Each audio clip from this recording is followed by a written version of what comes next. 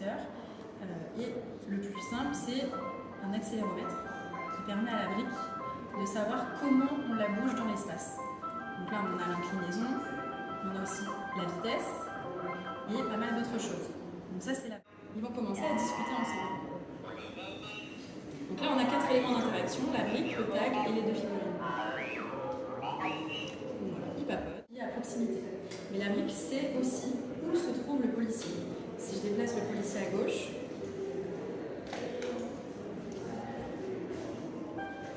devant c'est jaune. Si je le déplace à gauche, il sait qu'il est à gauche. Si je le déplace à droite, il sait qu'il est à droite. Donc c'est des choses assez... On a donc à l'intérieur un tag, voiture de police. Je vais pouvoir mettre la brique à l'intérieur.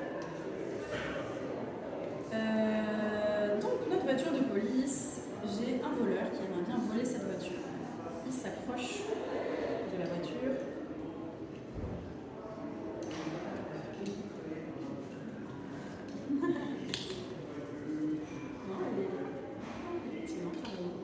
Donc la brique se met en veille. Si je la pose pendant 2 minutes, pour la réveiller, il faut la shake à chaque fois, la secouer.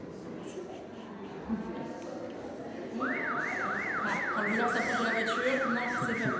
Le voleur va se cacher et on va amener le propriétaire de la voiture qui va arrêter l'alarme.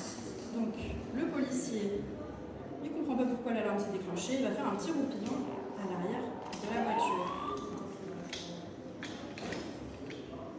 Il va faire un petit roupillon à l'arrière de la voiture. Notre policier dort. Le voleur, entre-temps, il allait chercher ses outils. Donc, quand même, il ne s'est pas rendu compte que le policier dormait. Donc, il réussit à s'introduire dans la voiture en cassant la vitre. Et c'est parti. On est parti. Le policier se réveille, le voleur panique, il s'en va. Et le policier, il faut qu'il rattrape ce voleur, donc il va se mettre à l'avant. Et les sirènes retentissent. On part à la recherche du voleur. Le voleur est là, oui, on l'a capturé et on va l'emmener en prison.